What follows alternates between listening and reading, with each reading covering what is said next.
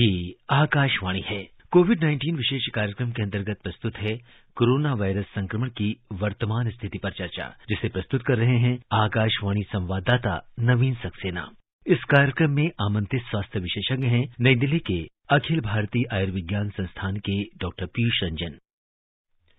नमस्कार। कोरोना जागरूकता श्रृंखला के आज के इस कार्यक्रम में आप सबका बहुत बहुत स्वागत। हम सब जानते हैं देश में कोरोना संक्रमण ने अब पूरी रफ्तार पकड़ ली है और बीते कुछ दिनों की बात करें तो रोजाना संक्रमितों का जो ग्राफ है वो 1.5 लाख को पार कर रहा है और तेजी से फैल रहे ओमिक्रॉन और कोविड संक्रमण के मरीजों को लेकर चिंता भी सता रही है। भले ही वेरिएंट नया है, तेजी से पैर पसार रहा है, लेकिन डॉक्टर्स का कहना है कि ये बहुत माइल्ड है, डरने की जरूरत नहीं है। और आकाशवाणी का समाचार सेवा प्रभाग कोरोना और इससे जुड़े हुए तमाम सवालों का जवाब आपके लिए लेकर आता है। एहतियात के उपाय आपको बताता है किस तरह से आप अपने आप को, अपने परिवार को और अपने समाज को इससे बचाकर रख सकते हैं। लगातार हम इसके बारे में बताते आ रहे हैं। इसी श्रृंखला में आज हमारे साथ जुड़ रहे हैं अखिल भारतीय आयुर्विज्ञान संस्थान एम्स नई दिल्ली के डॉक्टर पीयूष रंजन। डॉक्टर पीयूष, कार्यक्रम में स्वागत है आपका। धन्यवाद नवीन जी। आपको मेरा नमस्कार और सभी सुनने वालों को मेरा नमस्कार। श्रोताओं, अगर आप हमसे जुड़ना चाहते हैं, आपके सवाल हैं, आपकी जिज्ञासाएं हैं, तो फोन नंबर नोट कर लीजिए जिस पर फोन करके आप अपने सवाल पूछ सकते हैं। फोन नंबर है 23421230। एक बार फिर सुनिए, 23421230। एक और नंबर है जिस पर आप फोन कर सकते हैं 23421764। दिल्ली से बाहर के श्रोता हैं तो 011 जरूर लगाएं। डॉक्टर पीयूष, इस कोरोना से लड़ने की कोई भी जादुई दवा नहीं है अब तक, और ना ही इसके संक्रमण का कोई विशेष इलाज जो है अभी तक सामने आया है। कार्यक्रम की शुरुआत हम यहीं से करते हैं कि ऐसे में अब क्या सावधानी बरती जाए। अभी तक जितनी भी सावधानियां हम बरत रहे हैं, जो भी हमने सुनी है, एक बार हम फिर चाहते हैं कि आपके माध्यम से हम अपने श्रोताओं को बताएं, ताकि आने वाले दिनों में जब ये कोरोना अगर और रफ्तार पकड़ता है तो हम अपने आप को बचा कर रख सकें। जी नवीन जी, सबसे पहले मैं सभी लोगों से यह अपील करना चाहूंगा कि अभी जो रफ्तार है, खासकर हमारे शहर में, जबकि हम 25% केस पॉजिटिविटी रेट देख रहे हैं, यानी हर वो आदमी जो कि अपनी जांच कराने आता है उसमें से हर 4 में से एक व्यक्ति जो है वह पॉजिटिव पाया जाता है। कुछ समय पहले, 1 महीना पहले, ये 1% से भी कम था। और तो सबसे पहले अपील मैं यह करना चाहूंगा कि अब हम लगभग एक अपर लिमिट तक पहुंच चुके हैं और हमें हर वो संभव कोशिश करनी चाहिए जिससे कि अब इसकी दर और ज्यादा ना बढ़े।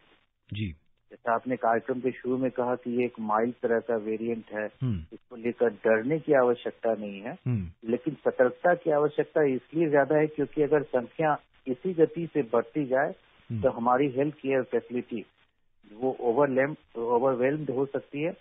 और जो जैसा कि पिछले साल, जो कि अप्रैल के समय में, मई के समय में जो एक बहुत ज्यादा भयंकर सी स्थिति आई थी, उस स्थिति का हमें फिर से सामना करना पड़ सकता है।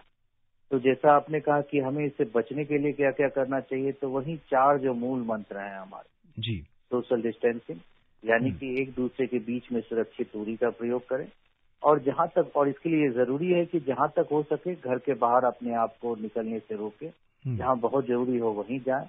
जैसे कि एक साथ, जो कि हम लोग सामाजिक कार्य किया करते थे, एक साथ मिल बैठ के खाना, दफ्तर में खाना, या फिर एक साथ बैठ करके जो अच्छे वक्त बिताते थे पार्क में या फिर सिनेमा थिएटर या दूसरे जगहों पर, उन सभी से अगले कुछ समय तक जो है वो थोड़ा परहेज करें। कॉफ हाइजीन, कॉफ इटिकेट, यानी छींकते खांसते समय जो है अपने चेहरे को ढक करके रखें, बार बार अपने हाथ को धोएं, सैनिटाइज करें।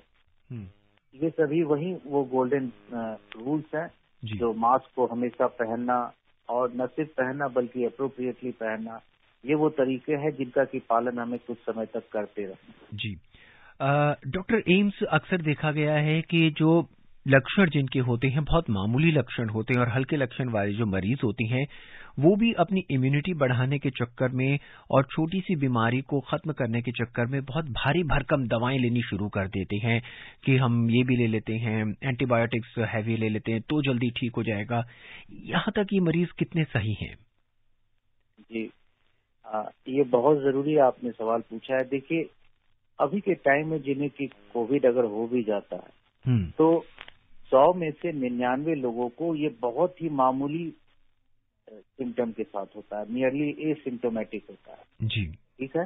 जैसा कि 2-3 साल के पहले जैसे मामूली सर्दी जुकाम जैसी जो चीज होती थी, तो 100 में 99 लोगों को उसी तरह के सिम्टम होते, एक आधा दिन बुखार हुआ और उसके बाद खत्म हो गए। जी, इसके लिए किसी भी तरह से कुछ भी ज्यादा करने की जरूरत नहीं है, यानी किसी तरह की एंटीबायोटिक, क्योंकि ये एक वायरल इलनेस है तो कोई भी एंटीबायोटिक जो कि जैसे कॉमनली लोग ऑगमेंटिन हो गया या फिर एजिथ्रोमाइसिन हो गया या कोई और दूसरे एंटीबायोटिक लेते हैं, वो एंटीबायोटिक बिल्कुल भी कारगर नहीं होती है। तो ये एंटीबायोटिक बिल्कुल नहीं लेना है। और इम्यूनिटी बढ़ाने के लिए अभी तक कोई भी ऐसी दवा नहीं है जिसको कि आप खाकर ये खाएं तो उसके कारण जो इम्यूनिटी बूस्टर की तरह वो काम करे।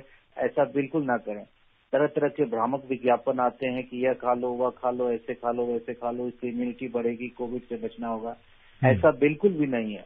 अगर आप कुछ भी खाते हैं तो जो हर्बल डाइटरी सप्लीमेंट्स वगैरह खाते हैं तो वो आपके लीवर पे, आपके गुर्दों पर नुकसान भी पहुंचा सकता है।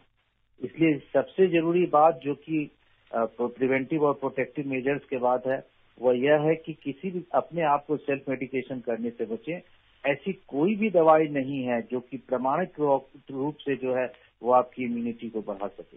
इम्यूनिटी कैसे बढ़ाना है इसकी चर्चा हम लोग फिर से कभी करेंगे। जी डॉक्टर, आजकल एक दवाई का नाम आ रहा है मोलनुपिरवीर। इस दवाई के बारे में आपसे जानना चाहते हैं, क्या ये वाकई में ही कोविड के संक्रमण को ठीक कर रही है या इसमें भी कहीं ना कहीं कुछ संशय है?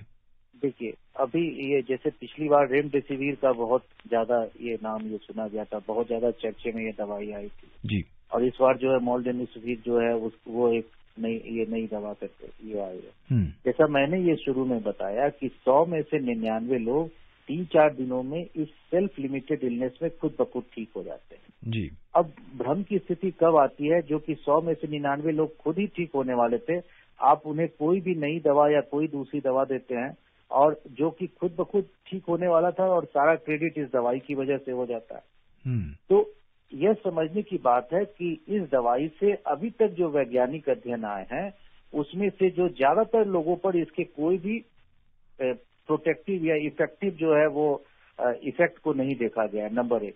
नंबर 2, कुछ इसके सेफ्टी कंसर्न भी थे। आईसीएमआर ने रेड फ्लैग भी ये जारी किया था। हालांकि कुछ थोड़े से अपुष्ट ये खबर आ रहे हैं कि इसको लेने से शायद हॉस्पिटलाइजेशन कम हो, लेकिन हॉस्पिटलाइजेशन का रेट इस पर्टिकुलर बीमारी में 1% से भी कम है।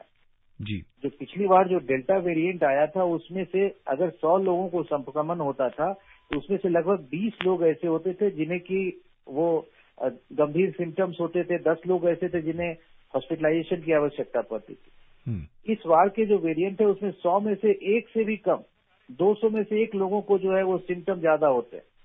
जी। तो किसी भी तरह से कुछ भी एडिशनल किए जाने की जरूरत नहीं है, चाहे वो कोई भी ये एंटीवायरल हो या ये हो। ये थोड़े से दुर्भाग्य की बात है कि लोग जो है थोड़ी भ्रामक जानकारी में कुछ लोग जो है सिम्टम्स ये टेस्टेड पॉजिटिव होने के बाद वो ये एंटीबॉडी लेना ये शुरू कर देते हैं। तो इस तरह से जो है वो मैं आपके माध्यम से तमाम लोगों को कहना चाहूंगा कि कोई भी दवाई, चाहे वो कोई भी एंटीवायरल हो या एंटीबॉडी वाले जो ये इलाज हो, वो न सिर्फ महंगे हैं, अगर वो इससे संबंधित जो अगर आप धन की बात को अगर अलग हटा भी ले तो उससे पोटेंशियल साइड इफेक्ट बहुत ज्यादा है। तो रिस्क जो इसमें बहुत ज्यादा है और इसमें जो बचाव है वो बहुत कम है। इन दवाइयों को तभी लेना चाहिए जो कि हाई रिस्क केस में अगर होता है, जिनमें इम्यूनिटी कम पाई जाती है। और खुद से लेने की बिल्कुल भी आप कोशिश न करें, बल्कि जो अगर इसकी आवश्यकता होगी, जो कि हजारों में से एक आदमी को शायद इसकी आवश्यकता पड़ सकती है, वो भी खास तरह के सिम्टम और खास तरह की निगरानी में, तो वो आपको आपके जो चिकित्सक हैं, आपके जो डॉक्टर हैं, जो ट्रीटिंग फिजिशियन है, वो आपको इसके संबंध में गाइड करेंगे। जी डॉक्टर पीयूष, अब जब तीसरी डोज की, बूस्टर डोज की बात हो रही है, ऐसे हमने कुछ लोगों से बात करी तो हमें पता चला कि समाज में कुछ लोग अभी भी ऐसे हैं जिन्होंने या तो कोई भी डोज नहीं ली है या सिर्फ एक डोज लेके ही बैठ गए हैं कि भाई सिम्टम्स बहुत माइल्ड हैं, पहले बार भी हमें कुछ नहीं हुआ, हमारी इम्यूनिटी बहुत अच्छी है, अब हमें कुछ नहीं हो सकता। ऐसे लोग कहाँ तक सही हैं? जी, इस संबंध में हमारा कुछ ये हमारे अपने संस्थान से कुछ शोध भी प्रकाशित हुए थे, जिसमें ये बातें मूल तौर पे पाई गई कि जब पिछली साल, जबकि जनवरी में शुरू में लगभग 1 साल पहले जबकि पहल टीका आया था, तो बहुत जल्दी यह टीका आया है, अब ये पता नहीं सुरक्षित होगा नहीं होगा, इसको लेकर के लोगों के मन में हेजिटेशन था।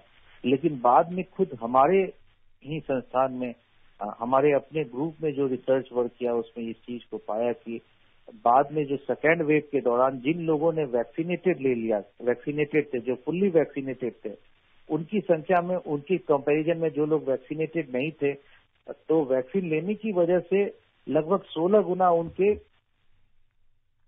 एडमिशन के चांसेस कम हो गए थे, और 16 के बाद लगभग 20 गुना से भी ज्यादा जो है उनके डेथ होने की संभावना कम हो गई थी इन्फेक्टेड होने का। तो वैक्सीन फुल्ली इफेक्टिव है, बहुत ज्यादा इफेक्टिव है, इस बात में किसी भी तरह का कोई संदेह नहीं रहना चाहिए, और वैक्सीन बहुत ज्यादा सेफ है।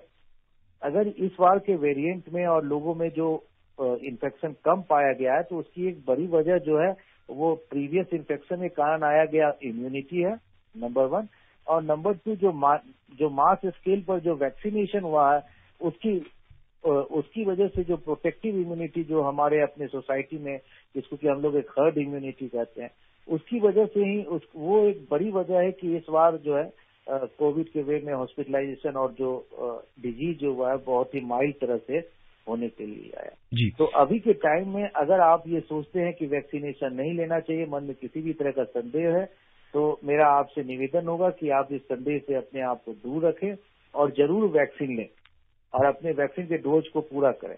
और समय के साथ साथ जिन लोगों को जो है बूस्टर डोज, जिसको कि अभी प्रिवेंटिव डोज हम लोग जिन्हें की नाम दिया गया है, वो अगर लेने का जैसे उनको मौका मिले वो जरूर लें, इससे जरूर आपको फायदा होगा और ये पूर्ण तौर पर सेफ है। जी, चर्चा हम इस पे जारी रखेंगे। हमारे पहले श्रोता उत्तर प्रदेश के लखनऊ से आरिफ जी हमसे जुड़ चुके हैं। आरिफ जी, स्वागत है आपका। जी, बहुत बहुत शुक्रिया, और आपको और डॉक्टर साहब को हमारा बहुत प्यार भरा नमस्कार। जी नमस्कार, क्या जानना चाहते हैं? जी डॉक्टर साहब, हमारा सवाल ये है, जैसे अभी तक तो ये था कोरोना वायरस के बारे में हम लोग काफी जागरूक मतलब हो गए थे और उसके बाद जानकारी में पाते थे। अब ये नया वायरस चला हुआ है, तो हमारा ये आपसे पूछना है कि कोरोना वायरस और ये जो नया वायरस, ये दोनों आए हुए हैं, तो इनमें उनमें क्या चेंज है और क्या मतलब सेम है और इनसे क्या बचाव है दोनों से? जी डॉक्टर पीयूष, जो नई वेरिएंट के बारे में, ओमिक्रॉन के बारे में, और जो इसके पहले डेल्टा वेरिएंट था, तो मूल तौर पे आम लोगों के समझने के लिए अगर हम समझे तो दो मूल अंतर है। जो नया वेरिएंट है वो पहले की तुलना में ज्यादा इन्फेक्टिव है, यानी एक व्यक्ति से दूसरे व्यक्ति के संक्रमित होने का दर और संभावना बहुत ज्यादा है, पहली बात। तो आम आदमी के लिए इसके क्या मायने हुए, यानी आपको बचाव के लिए और ज्यादा स्ट्रिक्ट कोशिश करनी होगी, ये पहला बात। दूसरा बात ये हुआ, ये पहले वाले वायरस की तुलना, ये वेरिएंट की तुलना में इसकी जो वायरुलेंस है, यानी कि गंभीर तरह की बीमारी करने की क्षमता जो है वो कई गुना कम है। तो इसके मायने क्या हुए कि अगर ये अभी जैसे कम्युनिटी स्प्रेड हो भी रहा है, तो उस केस में जो है किसी भी तरह से पैनिकी वाले में नहीं आना है कि अब इस तरह से हो गया और पैनिक में आकर के जो है ये खुद से उपचार करना या ये अलग अलग तरह की दवाइयां इससे बचाव में लेने का, उस तरह की कोशिश बिल्कुल ना करें। अपने आप को जहां तक संभव हो बचा करके रखें, और अगर आप इन्फेक्टेड हो भी जाते हैं, इसके सिम्टम बहुत ही मामूली और माइल्ड होते हैं, अपने आप को जैसे आपको निर्देश दिए जाए उसके अनुसार आप अपना ध्यान रखें। और ज्यादातर केसेस में 99% केसेस में जो है वो सेल्फ लिमिटिंग डिजीज जो है वो 3 से 5 दिन के अंदर में बिल्कुल ठीक हो जाता है। बिहार के पूर्णिया का रुख करते हैं, वहां से मजहर जी का सवाल सुनते हैं। मजहर जी, स्वागत है आपका। हाँ, नमस्कार जी। नमस्कार डॉक्टर साहब को भी नमस्कार। नमस्कार मजहर जी। सर, मेरा 2 सवाल है। जैसे कि अभी कोरोना का जो वैक्सीन जो लगाया हम लोग, तो दोनों वैक्सीन जो है हम लोग को बाएं हाथ में लगाया गया, क्यों ये दाहिने हाथ में नहीं लगाया जाता है? और दूसरा सवाल ये है, जो 8-9 महीने बाद जो क्या करता है बूस्टर डोज लगेगा, क्या वो भी क्या बाएं हाथ में लगेगा? क्यों दाहिने हाथ में नहीं लग सकता क्या? जी देखिए, वैक्सीन चाहे बाएं हाथ में लगे या दाएं हाथ में लगे, दोनों में किसी तरह का कोई अंतर नहीं है। और मतलब जहाँ कहीं भी, चाहे वो बाएं में हो या दाएं में हो, जहाँ भी आपको लगाया जाए, आप मन में किसी भी तरह का भ्रम या फिर किसी भी तरह की शंका को दूर रख करके आप वैक्सीन को ले लें। जी। डॉक्टर पीयूष, किसी को अगर किसी व्यक्ति को कोरोना के लक्षण होते हैं या उसे लगता है कि ये जो सिम्टम्स उसे हैं वो कोरोना के या ओमिक्रॉन के लक्षण लग रहे हैं, तो कितने दिन बाद उसको टेस्ट कराने जाना चाहिए? देखिए, अगर आप ये जानना चाह रहे हैं कि सिम्टम शुरू होने के बाद कंफर्म डायग्नोसिस के लिए कब कराएं, तो इसमें कोई इंक्यूबेशन पीरियड नहीं होता है। अगर आपको फ्लू लाइक इलनेस और इस तरह के हुए हैं सिम्टम, जब जैसे आपको आ गया है वैसे ही आप जांच कराने के लिए चले जाएं। अगर आपको कोविड होगा तो वो आपकी जांच में आ जाएगा जी। नंबर 1 बात। नंबर 2, अगर ये कि सिम्टम आने के बाद, ठीक होने के बाद फिर से रीटेस्टिंग कराने के संबंध में है, तो इस तरह की किसी भी तरह की रीटेस्टिंग कराने की, ठीक होने के बाद यह जानने के लिए कि ये वायरस जो है वो हटा या नहीं हटा, इसकी बिल्कुल भी आवश्यकता नहीं है जी। हमारे अगले श्रोता हैं दिल्ली से नदीम जी, आइए उनका भी सवाल सुनते हैं। नदीम जी, स्वागत है आपका। हेलो, शायद कनेक्शन नहीं मिल पा रहा है। डॉक्टर पीयूष, अब यहाँ पे एक सवाल ये उठता है कि अगर किसी व्यक्ति को कोरोना हो जाता है या कोरोना से पीड़ित हो जाता है, तो डेल्टा के केसेस के अंदर ये देखा गया था कि जब कोरोना उतरता है उसके बाद उसने जिस अंग पर अटैक किया है उसका ट्रीटमेंट करना पड़ता है। क्या ओमिक्रॉन में भी इस तरह के केसेस देखने को मिल रहे हैं? देखिए, लॉन्ग कोविड के बारे में आप शायद ये पूछ रहे हैं जी। जिस तरह से कि वो जो डेल्टा वेरिएंट था वो वायरुलेंट ज्यादा था, वो उसमें जो सिम्टम्स भी ज्यादा होते थे। सिम्टम्स होने के बाद जो बहुत दिनों तक लोगों को बहुत ज्यादा थकान, दिल की धड़कनें तेज चलना, या ये जो सीने में जो है ऐसा लगता था कि बहुत ज्यादा भारीपन लगना, ये चीजें बहुत ज्यादा देखने को मिली थी। ठीक है, और ये सिम्टम्स जो हैं वो 1 महीने से लेकर के 4-6 महीने तक ऐसा ये रहते रहा था। अब इस तरह के सिम्टम जो हैं वो ओमिक्रॉन के साथ होंगे या नहीं होंगे, यह बताना अभी जल्दबाजी हुआ, क्योंकि अभी तो इसका पीक आया है। ये आने वाले समय में 2-3 महीने के बाद इसके बारे में पता चलेगा कि इसके आफ्टर इफेक्ट आ पाते हैं या नहीं आ पाते हैं। लेकिन फिर भी जो एक फौरी तौर पर जो हम लोग ये बात को समझ सकते हैं कि इसके पहले से ही सिम्टम इतने कम है, तो हो सकता है इसके लॉन्ग टर्म सिक्वेली भी जो है वो बहुत ज्यादा नहीं हो, कम से कम। जी। अगले श्रोता हैं हरियाणा के बहादुरगढ़ से धीरज, आइए उनका भी सवाल सुन लेते हैं। धीरज जी, स्वागत है आपका। नमस्कार सर। नमस्कार धीरज जी। मेरे को एक इंजेक्शन लगा था तो वो मेरा नंबर गुम हो गया, तो दूसरा इंजेक्शन कैसे लगवाऊं? जी, आपको कौन सा नंबर गुम हो गया था? जिस नंबर से मेरे को इंजेक्शन का था ना, हाँ जी, वो नंबर गुम हो गया जी। डॉक्टर पीयूष, ये देखिए प्योरली एडमिनिस्ट्रेटिव बात है।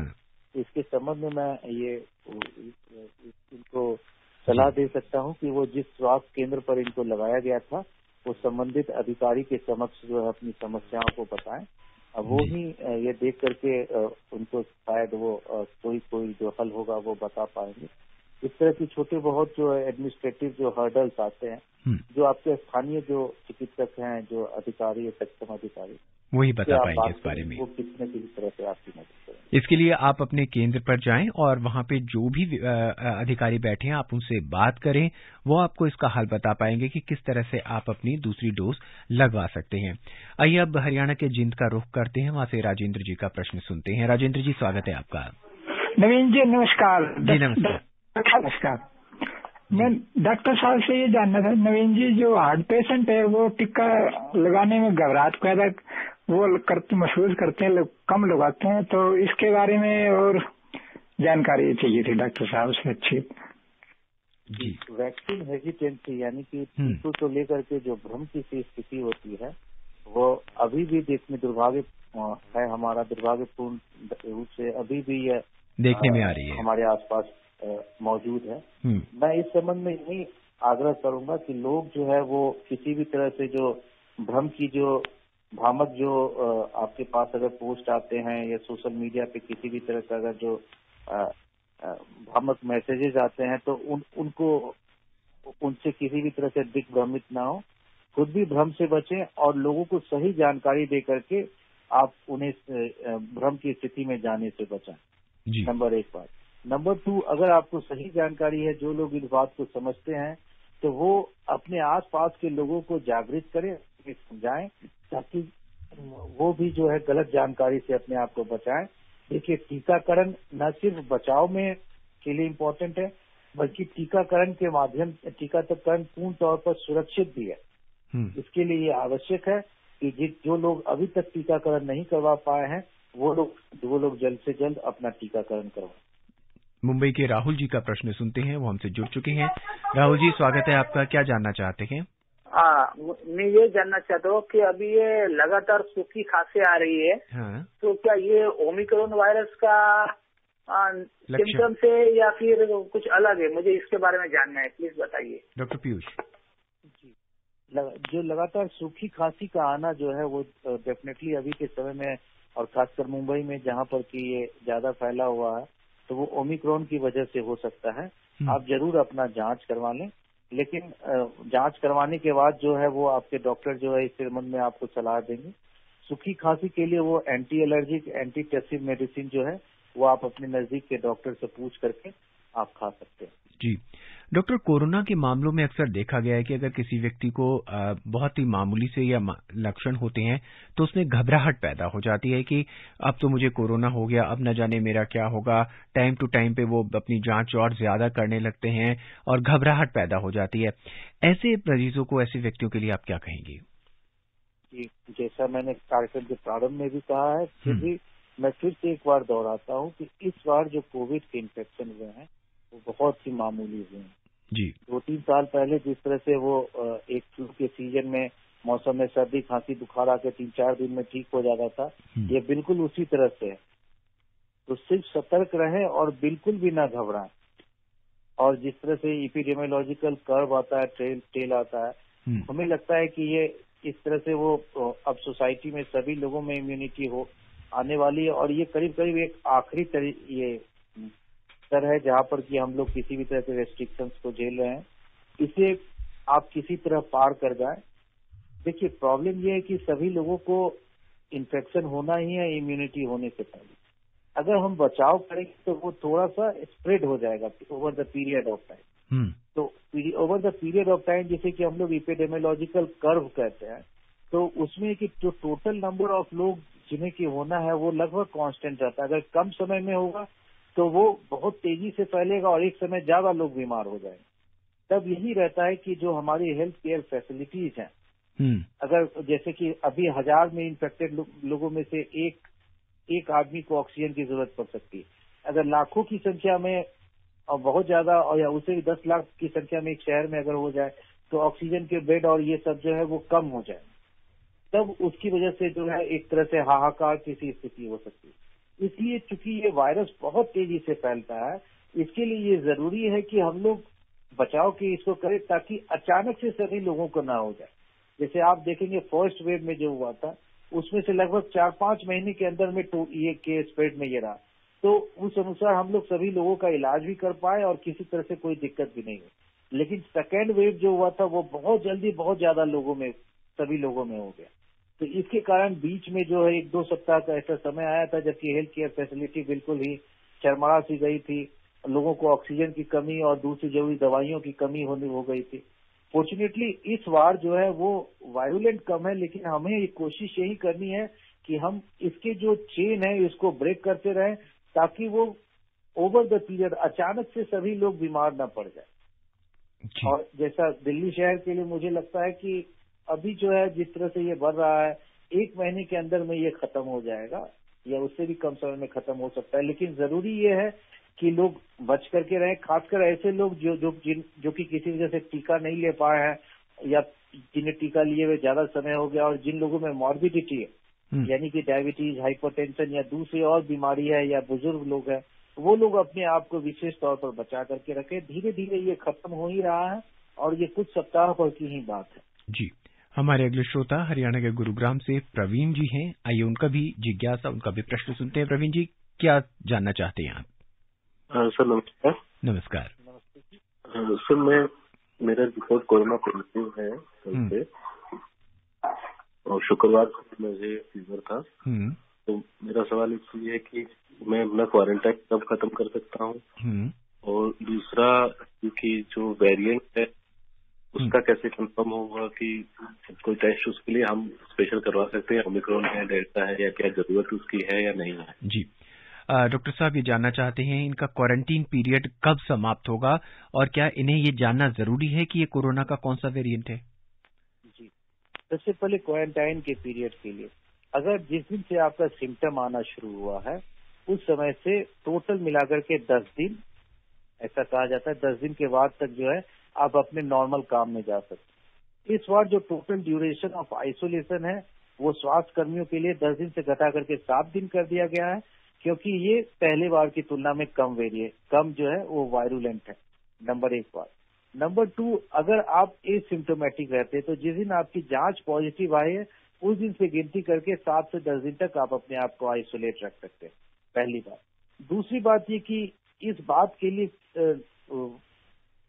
जानने की उत्सुकता कि क्या ये इस बार ओमिक्रॉन वेरिएंट से है या डेल्टा वेरिएंट से है, तो इस संबंध में मैं कहूंगा कि ये सिर्फ एक एपिडेमियोलॉजिकल सर्वे के लिए, रिसर्च पर्पज के लिए आवश्यक है। अगर ओमिक्रॉन से है तो वो और भी ज्यादा आसान है क्योंकि इसके सिम्टम और भी ज्यादा माइल्ड होते हैं। तो आम आदमी के लिए यही है कि आप किसी भी तरह से व्यर्थ की जांच में अपने पैसे न बर्बाद करें और बार बार टेस्टिंग कराने के लिए भी न जाएं, चाहे वो ओमिक्रॉन वेरिएंट हो या डेल्टा वेरिएंट हो, यह आपके लिए आवश्यक नहीं है। आवश्यक यही है कि आप घर में रह करके जबकि आपके सिम्टम माइल्ड हो तो किसी डॉक्टर या स्वास्थ्य कर्मी के संपर्क में रहें और जब अगर आपको जो किसी भी तरह के डेंजरस साइन यानी परसिस्टेंस ऑफ सिम्टम रहे, अगर आपको बहुत ज्यादा घबराहट होने लगे, तेज बुखार आपका बना रहे 5वें 7वें दिन भी, और अगर सांस में जो ऑक्सीजन सैचुरेशन या सांस लेने में तकलीफ हो, तभी आप अस्पताल में जाकर के और ज्यादा जो आपकी जो जांच है या फिर वो जो आगे का इलाज है वो करवाने का सोचे। जी, अभी के टाइम में ओमिक्रॉन वेरिएंट है या डेल्टा वेरिएंट है, ये इससे आम लोगों का ज्यादा सरोकार नहीं होना चाहिए। वो खुद को सेल्फ इस तरह के इन्वेस्टिगेशन में न करवाएं। जी, डॉक्टर पीयूष, हमसे जुड़ने के लिए, हमारे श्रोताओं की जिज्ञासाएं शांत करने के लिए, विशेष राय हमारे साथ साझा करने के लिए और हमें ये बताने के लिए कि हम किस तरह से कोरोना के इस नए वेरिएंट से अपने आप को बचा सकते हैं, अपना ख्याल रख सकते हैं, आपका बहुत बहुत शुक्रिया। आपका बहुत बहुत धन्यवाद नवीन जी। आपके माध्यम से हमें तमाम लोगों से जुड़ने का मौका मिला। मैं चलते चलते यही बात कहना चाहूंगा कि अब ये आखिरी खेप की तरह है, बस थोड़े समय के लिए और अपने आप को संभाल करके रखें। जो लोग किसी भी तरह की मॉर्बिडिटी से हैं वो अपने आप को विशेष तौर पर बचा के रखें, कोविड एप्रोप्रिएट बिहेवियर का पालन करते रहें और बहुत जल्द जो है यह समय बीत जाएगा और पहले की तरह नॉर्मल जिंदगी हम सबों की हो पाएगी। धन्यवाद डॉक्टर पीयूष। आज के इस अंक में बस इतना ही। मुझे हनी नवीन को दे इजाजत। नमस्कार। कोविड-19 विशेष कार्यक्रम के अंतर्गत अभी आप सुन रहे थे कोरोना वायरस संक्रमण की वर्तमान स्थिति पर चर्चा, जिसे प्रस्तुत कर रहे थे आकाशवाणी संवाददाता नवीन सक्सेना। इस कार्यक्रम में आमंत्रित स्वास्थ्य विशेषज्ञ थे नई दिल्ली के अखिल भारतीय आयुर्विज्ञान संस्थान के डॉक्टर पीयूष रंजन। ये कार्यक्रम आकाशवाणी के समाचार सेवा प्रभाग द्वारा प्रस्तुत किया गया। इसे आप हमारे mobile app news on AIR और YouTube channel news on AIR official पर भी सुन सकते हैं। इस कार्यक्रम के संबंध में अपनी प्रतिक्रिया आप हमें ईमेल कर सकते हैं। पता है airnsdtalks@gmail.com। ये कार्यक्रम फिर से सुनने के लिए लॉग ऑन करें हमारी वेबसाइट newsonair.nic.in।